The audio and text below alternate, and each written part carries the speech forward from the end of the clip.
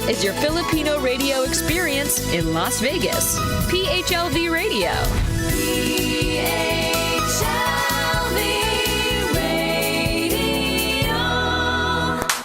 It's time to get real. Get real. Talking about the things you wanna hear. It's time to get real. Get real. We got it all right here. It's time to get real. Get real. Better buckle up, get set. It's time to get real. Get real. We got it all right here. Come on. Whoa. Whoa. Whoa. Ayan, good evening, ladies and gentlemen. Good evening, New York. Good evening, Las Vegas. And of course, good morning in the Philippines. It's been a pleasant evening today. The weather is perfect. Isa na namang linggo that I'm starting and I'm looking forward to a very fruitful week ahead. Pabaliktad whenever I'm starting my week, I always start my week with a Get Real show with PHLV. So that's the beginning of my week. So thank you very much, guys, for being with me today, for tuning in. Today is very special, of course, because it's a reunion of beautiful artists or performers that I so admire, kasi this is like my generation. And I've been following these guys all the way when they started during the 90s and up until now. And I'm very lucky dahil napaunlakan ako today. But before I move forward, let me just say thank you to everyone who's actually tuned in right now, of course. Thank you very much to God's Angels, ang aking mga friends ng mga Smulers from all around, from New York City, of course, Miss Susana Odin, Ravenna Naya, Miss Lillian Gabriel, Dondan Quartz, and of course, Rafael Rojo Dinglasan, Tyler Duratham, and everybody who's actually supporting us. Of course, hello din sa lahat ng mga supporters ng Lodi ng Bayan ng LNB. They've extended the same love that they're giving to the group, to my shows, and I'm very grateful. Thank you so much. So, how's the weather out there to all of you who are watching? We hope and pray that everybody's safe there in the Philippines because merong typhoon currently right now. Please join me in prayers to keep everybody in the Philippines na safe. You stay indoors, guys, and I hope na dumaan lang siya at walang masyadong damage dito. And thank you pala, actually, before I introduce my guest right now, I would like to say thank you to Miss Lou Escobar for actually inviting me for the show that we are actually about to witness on September 17.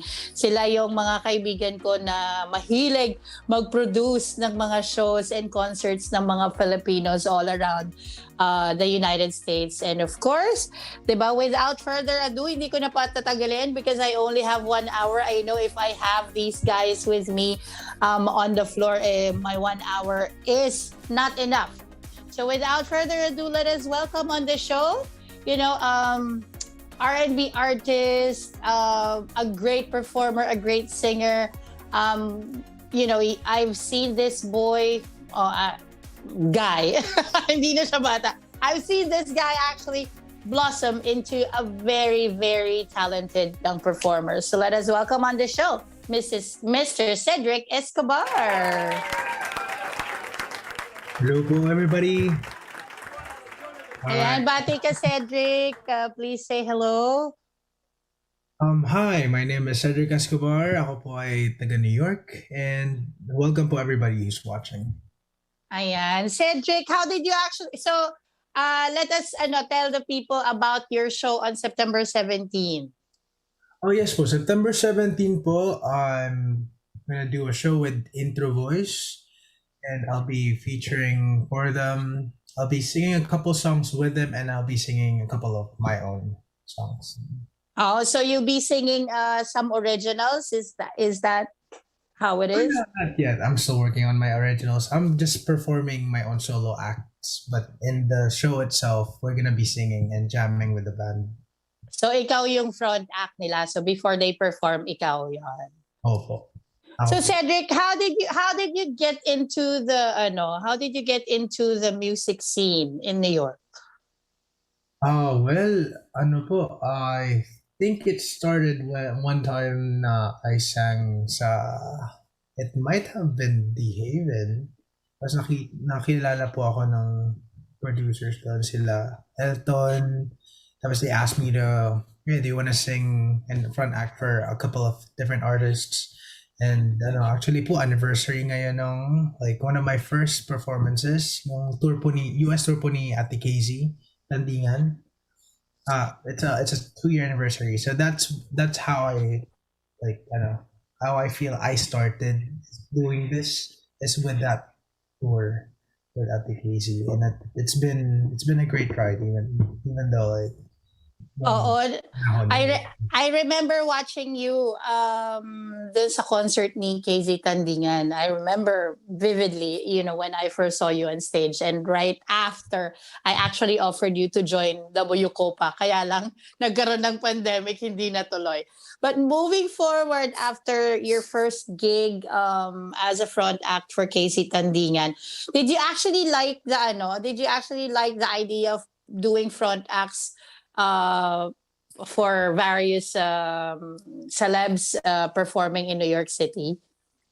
Opo, it was it's a great experience builder for me, and also it's fun to meet celebrities naman po eh. And mga iniidolo ko, I get to meet and learn from them and grow as an artist.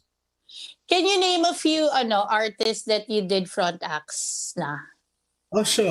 Okay po. I did yung Ate Casey Tundingan po, si Miss Jaya.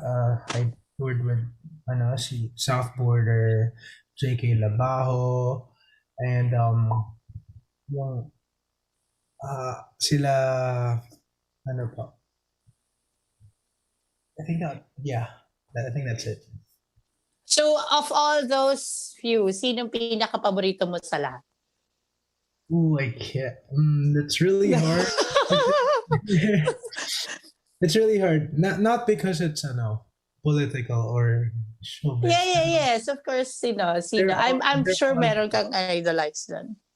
Well, since I was little po, and one person na talagang I was super excited to work with, and I had videos of me wanting to meet them, and talagang super idolo ko siya since I was little is Miss Jaya po. Oh, wow. Yes po. Kasi po, growing up, when I used to listen sa sa CD collection ng tatay ko po, he had Anita Baker, Al Jarreau, and then one time nung nakikinig ako sa show sa Pilipinas na I heard si Miss Jaya sing, and I was like, oh, she kind of sounds similar to Anita Baker, and she's singing Tagalog. So, namangha po ako. At saka yung musicality niya is just, her soul artistry is just amazing na you don't see from a lot of Filipino singers. How I feel. Oh, wow. I would say, that. Hindi ba intimidating si Miss Jaya when you actually get to perform with her, or very welcoming siya at marami kang natutunan sa kanya? Actually po, yes po. Napakadami ko pong natutunan kay Miss Jaya. Every time we meet, may baon po lagi siya mga advice, hindi lang po sa music, but sa sa life. And it's she's super welcoming and super family na po ang trato niya sa akin. Oh, wow. Cedric, if you were to be given a chance to actually perform with someone na concert mo, baliktad din naman natin that it's gonna be your show, as a performer, and then meron kang i-guest, to do it with or to do a show with, who would that be? Just anybody po, or anybody that if you were to plan your own show, your own concert, who would you want to be in those shows and why? Siguro first and foremost po, something na not a lot of people know or people who have watched me sing know is that my nanay is a great singer. So Oh, wow. if I were to do a concert, it would be great to have her perform with me. Kasi that's I know. I Oh, think wow. Nako, I'm sure, Tita Lou, your mom is actually watching right now. She should be like getting ready right now. I actually invited her to this interview, but sabi niya mahihain daw siya eh. But how do you get support from your parents, Cedric? Are they very supportive or medyo inaano ka nila to actually go for your studies first and work, or what's the balance? well, initially po, my tatay was completely against it. Pero nanay was there to push me and like to tell me I'm allowed to go for my dreams. And then eventually my tatay came along and came around pinayagan niya ako to pursue this career kasi he finally saw na I have potential and I Oh, really want. wow. So, you're still in school, right? Are you in college, or what are you taking currently? Yes po, I'm finishing up for my accounting degree because I took a break when I went back to the Philippines. Mm-hmm. So I'm currently doing that because wala na din naman po akong concerts because of the pandemic. So I thought I'll use my time to finish some credits. Are you signed up with a talent agency or with somebody who's managing your career? No, not currently po. Hindi po sa ngayon. I was planning on meeting with a couple sa Pilipinas pero it didn't happen because of the pandemic. Pero yes, eventually po I'm open to meeting and seeing whoever. How old are you now, Ced? I'm 25 po. Ayan. Batang-bata si Cedric, guys, for all of you who are asking or watching right now. Miss Angel Ram is saying hello to you. Hello, Miss Angel. She's currently watching. She's also going to have her anniversary show very soon. Cedric, if there is anything, what are you currently doing to prepare yourself? Or what are, the things that you normally do for you to be ready or to prepare for a performance such as a big concert like that of Intro Voice, and your next show will be the month thereafter sa concert ni Miss Jaya. How do you juggle and how do you prepare? Well, yun po, I try to at least like I try to make up my set list in advance, and I would listen to that, and then I would have my instrumental and practice through that. And also, I listen to myself. I put my headphones on and just sing through the headphones and hear what I sound like. That's all my preparations naman. Ayan. Pero do you also do, alam ko kayo mga kabataan ay just like go. But do you also take care of yourself? You're not drinking anything cold, or paano ang routine mo for how to take care of yourself? Well, yes po. Actually, over the weekend, I actually lost my voice because some friends came over from out of state, and so it's not. I don't usually do it, but I haven't seen these people in a while, so I showed them around, and I lost my voice, and I'm still recovering from it. But what I usually do is I've been doing my vocal exercises, and then not being excessive with my vocal straining, and just drink lots of water. Tsaka this the magic syrup. Na I'm not sponsored, pero Lola I Remedios, don't is mind. that? Yes po, I've been drinking Lola Remedios to try and get my voice in shape. Oh, yeah. Well, masyadong maraming gumagamit ng Lola Remedios yan, both locally and also in the Philippines. But Cedric, how do you see yourself 5 years down the line as a performer? Is it something that you would strongly consider, taking it as a real profession or maging CPA ka in the future and then singing on the side or vice versa? Well, I've always seen myself as a performer, but I'm finishing up accounting just so it would help me with business itself. But through and through, I feel like I'm a performer, and 5 years from now, I think I know I could see myself in Broadway. Oh, wow. Broadway. Why Broadway? As an R&B, like your genre is R&B. Bakit Broadway?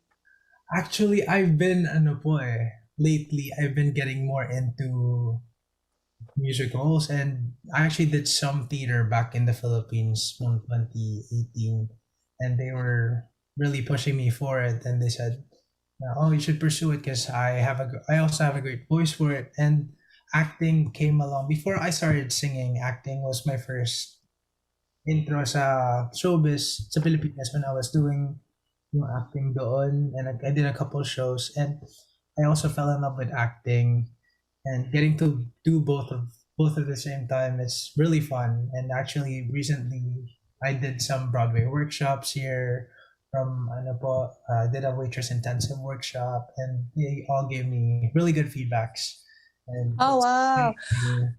But did you actually, you mentioned you got into acting in the Philippines. Did you actually guested or did some shows or movies out there for the people who are actually watching you in the Philippines right now?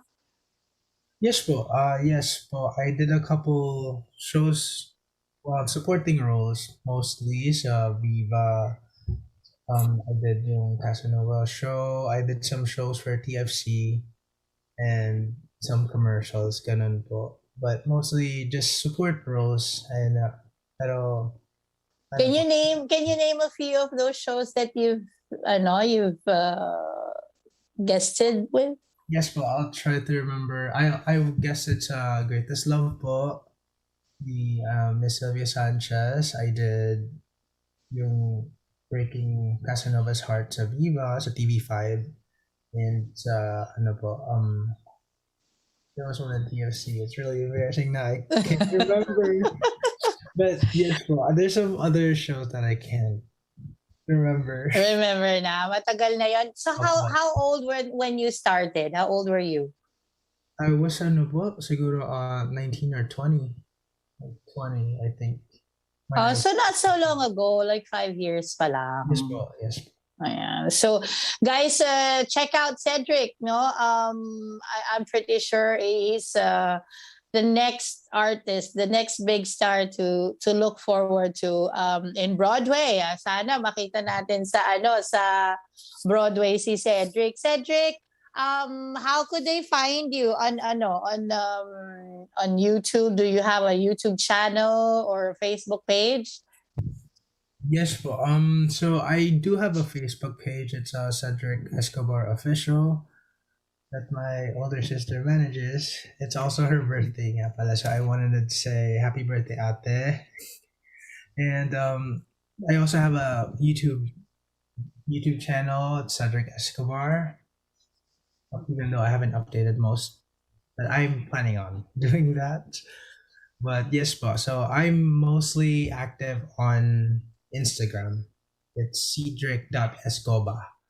It's SEEDRICK.ESCOBA.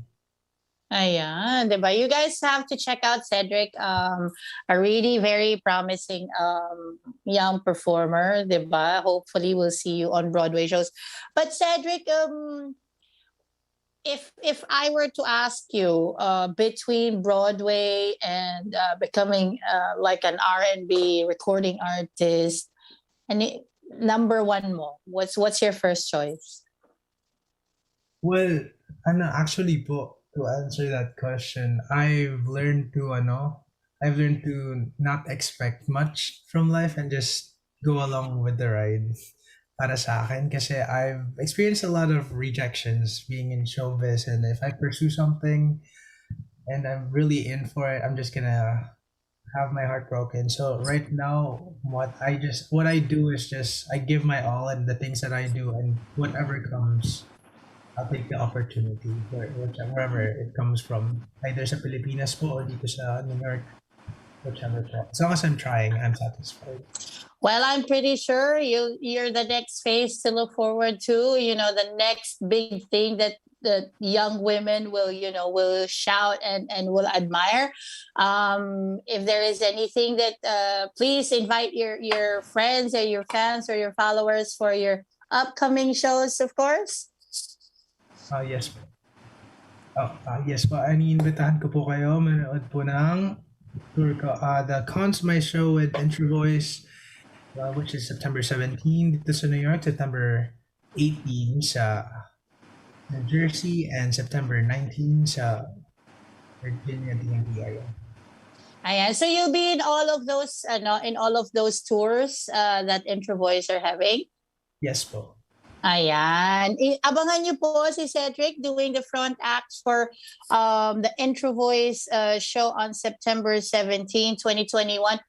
Where could they get their tickets for all of those who haven't gotten their tickets yet, Ced? Yes po. If they go over sa rjplive.com, they should be able to purchase the tickets through the website itself.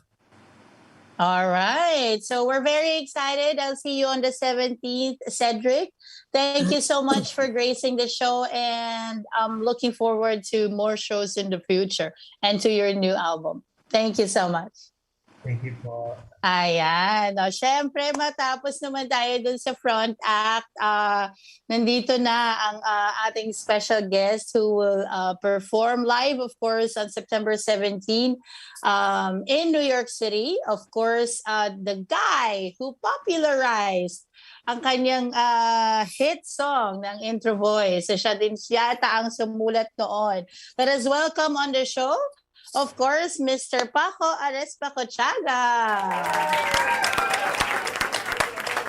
Ayan, bati ka. Hello. Kamusta ka na? Okay naman. Thank you, Paco, for actually gracing the show today in time for actually naman sa iyong concert. Bati ka naman sa iyong Magandang gabi sa mga nasa East Coast, magandang umaga sa Pilipinas, magandang hapon dito sa mga nasa West Coast, at magandang araw sa lahat ng mga tao na nanonood sa rest of the world. Ayan. Sa Philippines. Ayan. Paco, kumusta ka? How have you been? COVID aside, everything has been good. I can't complain. I am more blessed than I deserve. And si Cedric nga pala, shout out sa kanya. Ayoko siyang tawagin front act because Cedric also is an artist, but so special guest. Yan. Kasi si Cedric won't be performing before us. Ang sabi namin, mas gusto namin na si Cedric tatawagin namin on stage in the middle of the show. So Ayan. and you know, not every major artist does that, by the way. Ha? Yung mga ibang major artists nagtitrip, gusto nila ng front act.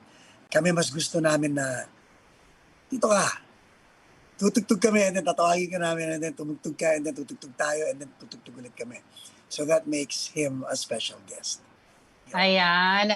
Well, that is something unusual, in the music industry, especially if the major artists performing, for a concert in the United States they'd have, people performing first before that. Why is that so, Paco? Because I think everybody deserves an opportunity. And nung nagsisimula kami,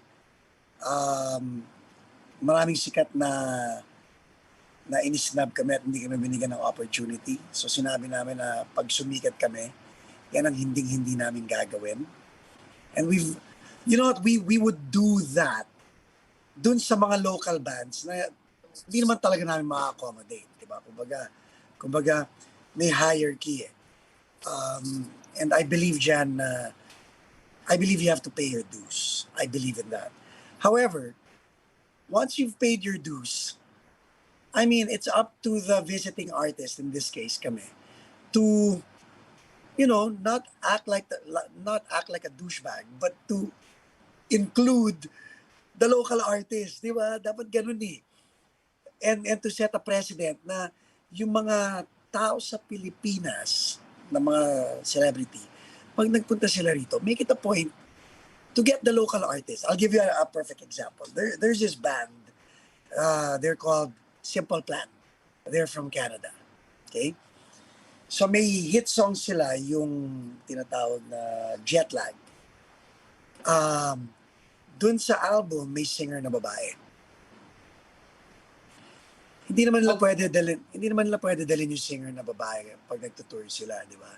Okay. So ang ginagawa nila, every city they go to, kumukuha sila ng local artist para makaduet nila. Okay.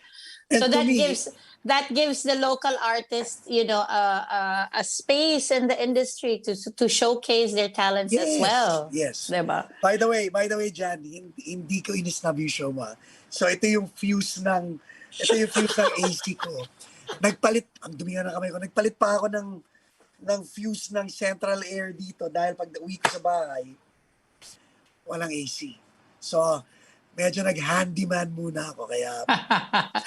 Walang, no problem, Paco. Like, okay, now that you guys have been in the industry for so long, and now you are also helping, people who would want to be like you guys out there.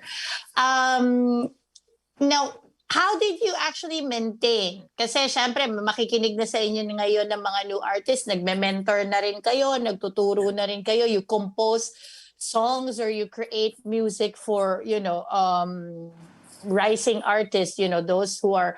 I'm also a life coach, yeah, life coach. So how do you keep afloat? How do you manage to stay there, Paco? Kasi madami na rin performing artists noon back in the Philippines who migrated in the United States and just kept their silence and just did their thing. But you're still in the music scene. How did you actually maintain that? That's a good question. No? The maintenance part came with a price. And that price was a temporary breakup. Umabot din sa ulo namin yung success, pero nahuli namin na umabot sa ulo namin yung success. Kasi, nung nagyabangan kaming lahat, nakakatawa ang niyabangan namin yung isa't isa. Paano kung 5 daliri yan? Hindi pwedeng yabangan ng daliring to, itong daliring to. Right? So, we caught it right away. And we were like, we became who we are because of who we are as a group. Right. I mean, pero Paco, sorry to cut you off. Pero when you joined Intro Voice, you left, diba? And then joined other bands and then reunited again. So what happened was, I co-founded Intro Voice. Yes. Tapos, umabot nga kami sa yabangan part. And nung time na yun, pinapili rin ako ng dati kong asawa kung gusto ko raw bang mamuhay ng matahimik or magbanda. Siyempre, pinili ko si Geneva at saka yung aking unborn son na si Heaven. So I decided to quit the band, Intro Voice. Tapos, nakaka-bore yung hindi ka tumutugtog dahil yun ang passion mo. So, ginawa ko mga kabanda, yung mga kamag-anak ni Geneva. Sina Jomar Cruz, Joseph Cruz, Tonton Cruz. Binuo namin yung Mystery. That was short-lived. Eventually, nung naghiwalay kami ni Geneva, tinuloy ko na yung pagbabanda. Yung Mystery, umalis na yung mga pinsan niya, although good terms kaming lahat. Yung Mystery naging Skin, S-K-I-N. Kasama ko naman doon si Norby David, who eventually joined River Maya. Kasama ko rin doon si Kenneth Ilagan, who eventually became the guitar player of the Dawn. Kasama ko rin doon si Henry Abesamis, who became the keyboard player of Shamrock. Pero yung tatlong yun nag-start kasama ko sa Skin. Now, after that, nung Millennium, nakita-kita ulit ang Intro Voice dahil celebration Tsaka maganda yung budget. So, we were given, I think, 2 million pesos each to regroup. Wow, that's quite a lot at the time, ha? Siyempre, Naman dyan, nung year 2000, I mean, bakit hindi, di ba? parang, excuse me, tutugtog lang kami isang beses, magkano ulit? Tigto 2 million pesos kayo. Parang, okay. So again, pagdating namin doon nakita-kita kami, it was so funny because pagkatapos ng unang kanta, nakalimutan namin na kaya kami nandun dahil sa tigto 2 million pesos. Aww. All of a sudden, we were like, my God, okay pala talaga pag magkakasama tayo. It felt different in my case. It felt different being in another band than being in this band. This was like home. Kumaga parang... Pero gaano katagal yon? Like, what was the 4 gap? years. Ako, 4 4 years. years. Intro voice, nagpahinga ang intro voice ng 98 eh. So nagpahinga ang intro voice as a whole ng 2 years.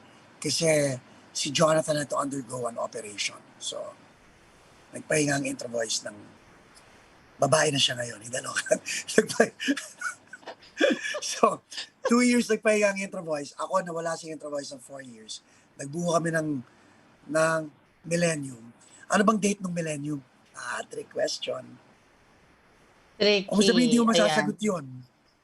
Ako? Naku. Ano ba yan? Anong year ang Millennium? Sige nga. Tignan natin kung masasagot mo nga yun.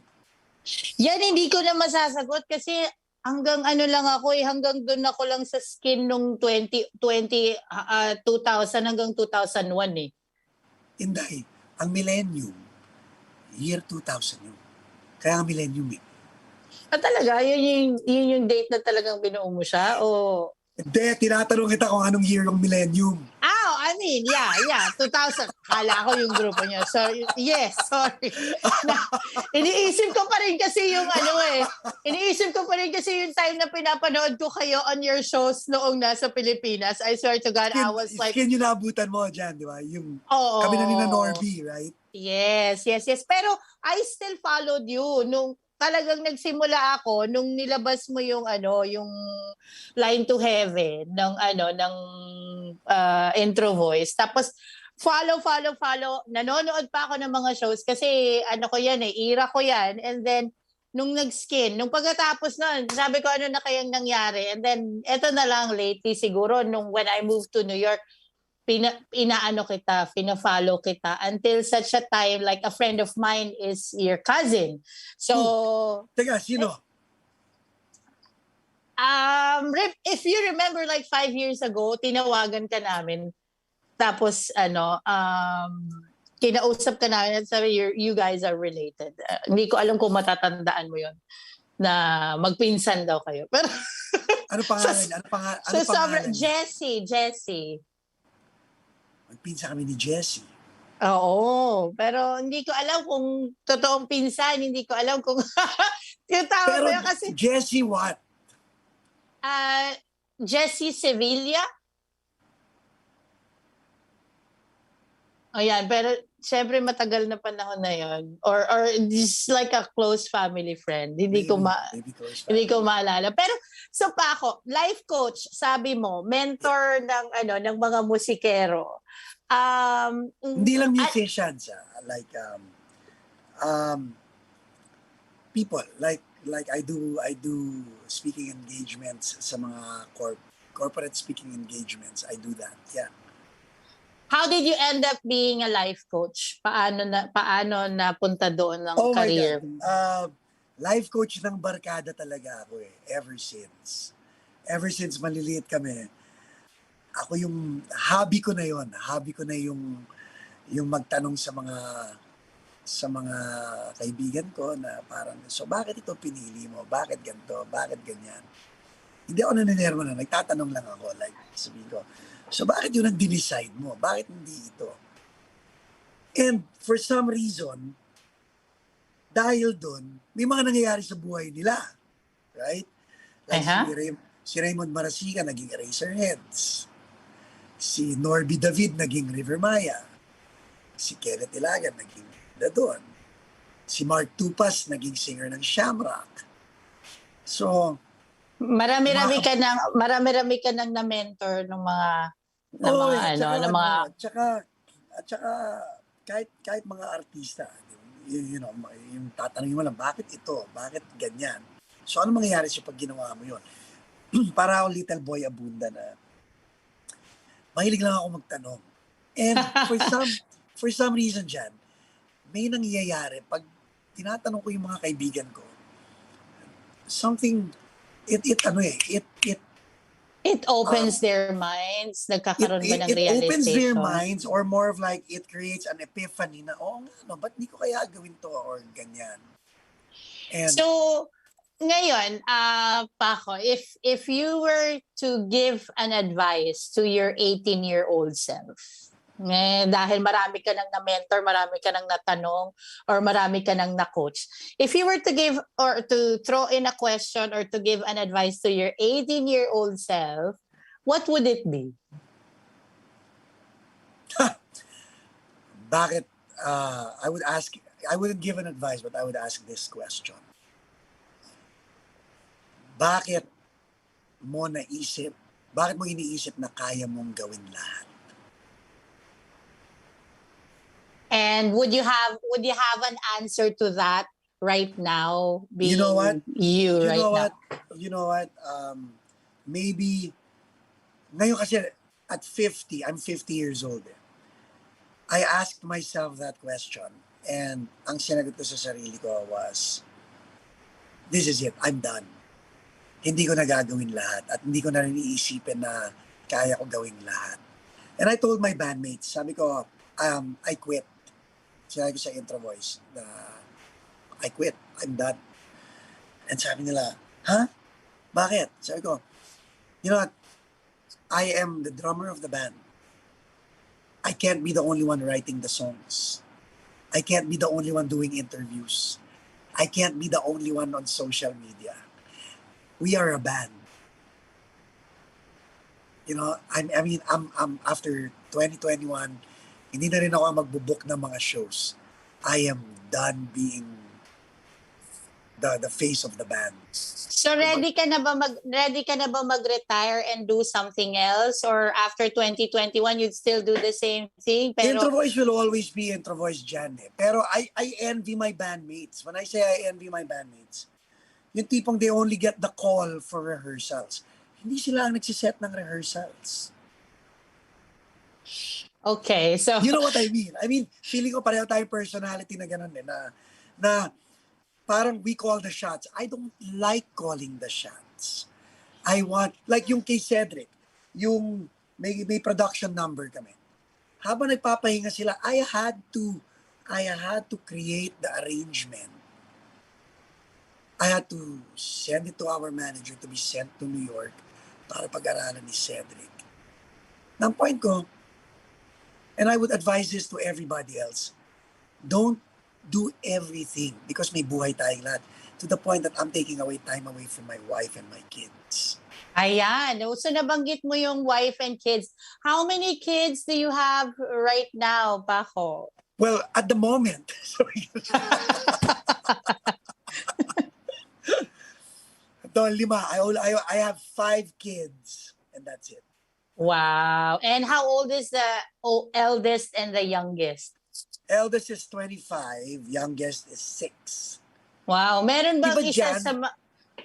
Yun eh, yung 6-year-old na babae. Eh paano pag kinuha na ako ni Lord next year, 'di ba? time I mean, spent, di ba? Anong oras ang binigay ko dun sa batang 'yon? So, Exactly. So it's a simple advice to everybody watching and listening na, you know, it looks chivalrous to do everything, pero if you want to do everything, don't do it for your band. Do it for your family. Do it for the people na, because I love my bandmates and I've expressed this to them. That's the only reason why I'm able to talk to you about it. Sinabi ko sa mga kabanda ko yun na I think this is enough for me to keep doing this. Diba? I mean, Ayan. pare-pareho I know. sinisweldo. Equal pay tayong lahat. I mean, I think it's fair for me to demand equal work. Parang gano'n. Ayan. Ano siguro, di ba? Well, communication is key, number one. Let us share the load of the work. Ako din, ganyan pa ako. The same way, why would I have to do everything at the palm of my hand? And then Right? I swear to God, yung last trip ko to the Philippines, I was just there since September of last year and I just arrived ng August 20. And then when the moment I landed in New York, I just alam mo, parang cold Di ba? air Ito. on my face. It's like, Uh-huh. okay, what did I do for 11 months for everybody? And here I am. Parang I got so exhausted. Nakakapagod din yun. Even if we want to, Now, share. imagine doing it since the age of 15. I know. So, Paco, Cedric is on the other hand is still with us on the show. I am thrilled that you actually had this kind of setup that Cedric would be performing with you. It's something different kasi bibihira ang mga nandoon. And But you know if what? Hopefully si Cedric, pag sikat na siya, would do the same thing for other artists. Di ba? Yun lang naman yun eh. Yes. Would you give an advice to Cedric? Can you give an advice to Cedric? Kasi tayo naman pag they perform with us, they pick up a lot of things from the people who performs with them. So, any advice that you can give to Cedric? You know what? Own it. Own it. Because lalo na when it's your time to shine, it's your time to shine. Pag nasa stage ka, own it. When you're off stage, Clark Kent, just be The Superman that you are, diba? ganun eh. You have to be that eh. You know what? I do come across as coops at saka mayabang, pero I talk to people. Jan, alam mo yan, hindi ako nang sasnab ng tao. I know. Snabero. I know. One of the nicest people, alam mo, ako, if one of your shows in Manila before when you guys started yung mga concerts nyo, I would always go there. And when there is a chance to actually say hello to you, I would say hello. And iba yung warmth na meron when you actually approach your fans and say hello. So Cedric, anything that you would want to actually tell your mentor or your future group mates, who would know? We don't know what will happen in the future, Anything that you can tell Mr. Paco Arespacochaga before we actually say goodbye? Yes po. I just want to say na I'm super excited to work with you guys and I can't wait to learn so much. Hindi lang po sa music, but in life. You sound like a very enlightening person and very wise po in all sorts of way and can't wait to meet you in person. Likewise. Ayan. Paco, I'm very sure napakadami mo mga fans, milyon-milyon ang sumusubaybay sa inyo, and not only as a musician but of course as a father, as a bandmate, as a community leader. I'm very sure dyan kung nasa saan ka, people would invite you to talk, to do life coaching and to be part of their show. If there is anything or any knowledge that you would like to impart before you invite your friends to actually watch your show on September 17, please share to the whole world. Yes. So, like ko sinasabi, as long as first itutok natin yung utak natin sa gusto nating ma-achieve. Okay, I always say prioritize, dedicate, work hard, impose self-discipline, and then be consistent. Yung 5 steps na yun. Yun lang. Just prioritize what you want in life at whatever age you're in. Ikaw lang makakaalam nun. Once you've done that, dedicate your time, your effort, and your energy into that one thing. If that's marriage, if that's raising kids, if that's a career, if that's a hobby, whatever, dedicate. Kung dinedicate mo na rin lang, work hard. Diba? It's not easy, otherwise everybody would do it. So just work hard until magamay mo lahat yun. Now, yung self-discipline ang pinaka-importante dahil may mga days hindi ka excited. And your self-discipline will actually push you to do the things you need to do kahit hindi ka excited. And that's where consistency comes in. Once you're consistent with that one thing that you dedicated your time and effort to, imposibleng hindi ka gumaling because repetition is the secret ingredient of mastery. Yan. Repetition is the secret ingredient to Master your skills. Yeah. Master your skills. Paco, before I allow you to invite Nag-usap tayo ha. the people. Ayos tayong nag-usap ha. Oo. Wala. Oo. Hindi kita papakantahin. Okay. I just wanted you to be with you to be with me to actually greet the people who are watching right now. Sure. Lalong-lalo na yung mga sa Pilipinas na gumising ng maaga to actually watch you. Of course, Gemma Dalisay Isla, Susana Odin from New York City, Joya Harkyo, Reg Apurador Delaya, who is actually currently in Italy, Ma'am Ravenna Naya, Beyonce No More, who is in Tokyo, is asking if you guys can do a show in Japan. Let's do it. Next year. Yes, Jolene Mayers, Rafael Rocco Dinglasan, of course, Ravenna Naya, Annalie Gandesa, God's Angels, at Jolene Mayers, who is actually in New York City right now, of course, Miss Lou Escobar, John Regan Rada, of course, your producer. Yep. Please have the floor to actually invite your fans and your supporters, Paco. Yes. September 17 sa New York. Andiyan kami sa Woodside, sa The Haven. Tapos, September... Tama, ayan. Thank you for the kodi ko. I really appreciate it. Intro Boys, live in New York, September 17 with Cedric. Okay. So, okay na tayo dyan. Tapos, ang gagawin natin September 18, nandun naman tayo sa New Jersey, sa Jersey City. And September 19, nandun tayo sa Falls Church, Virginia. September 20, nasa Washington DC kami para lang mamasyal. So kung nandun kayo, please say hi. Hindi po kami nangagat, hindi po kami snabero. And then September 21, balik na kami ng Los Angeles. And September 22, balik na ulit kami sa work. Ang buhay nga naman ng isang taga-Amerika. Of course. Well, the life that we live here in the United States is way different from the lives that we lived in the Philippines. Totally agree. But we're very grateful because I think the United States had given us a lot of room to actually grow as a person, diba? Sinong gumawa nung backdrop mo sa likod? It's a very famous pop artist from New York, Peter Marco, and it is a collaborative piece with Keith Haring. It's so nice.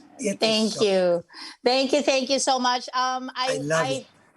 I'll give one to you when you come to New York City on the 17th, and I am looking forward to seeing you, for your show.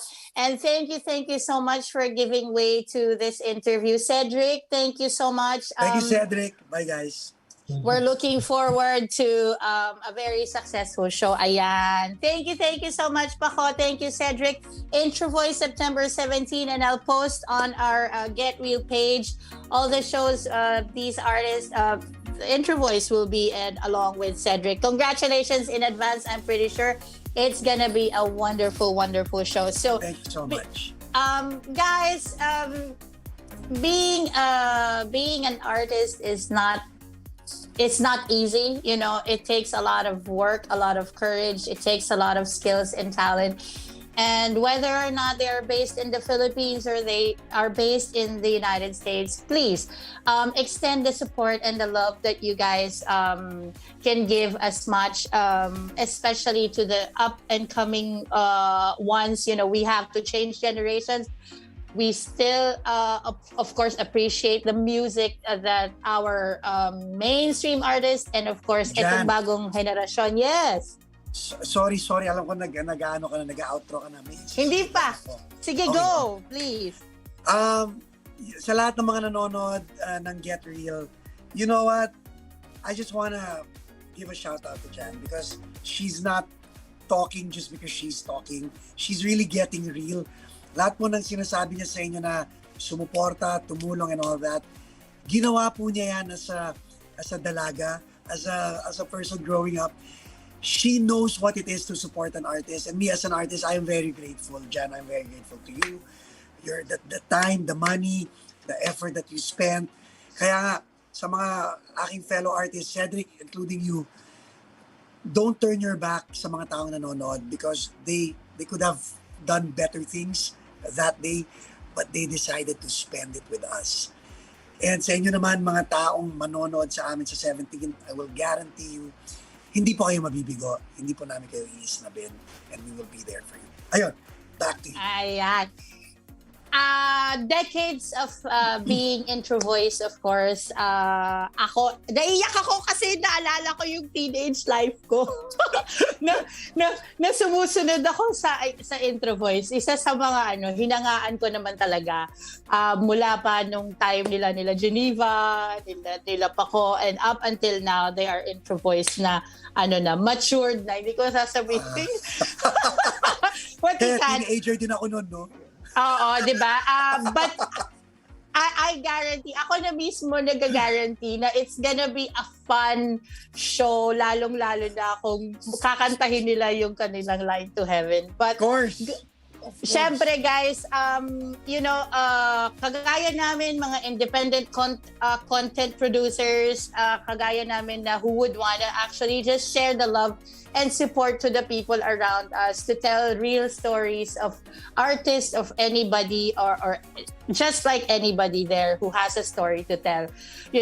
Every song that you guys make affects the lives of many, and these are the songs that we would always want to live up to. So for all those new up and coming singers and performers, or be it in the Philippines or here, sabi nga, repetition is the key to mastering to master your skills, and don't be tired, and don't get tired practicing that skills to make it better, to be where they are right now. It has been a wonderful evening with these two gentlemen. Cedric, thank you very much. Paco, maraming Thank you. salamat. I am sure that this is not the first time. Let us work together, in doing Sure. in sharing lives, our lives to a lot of people. And I'm pretty sure that a lot of people would want to continue, supporting you and Intro Voice. All the best, guys. I'll see you on the 17th. Ayan, maraming salamat po sa lahat ng nag-tune in, for all those people who are in the Philippines, who woke up early morning, and for those of our friends who was actually right in New York. Thank you, Susana Odin, Mr. Dondan Quartz.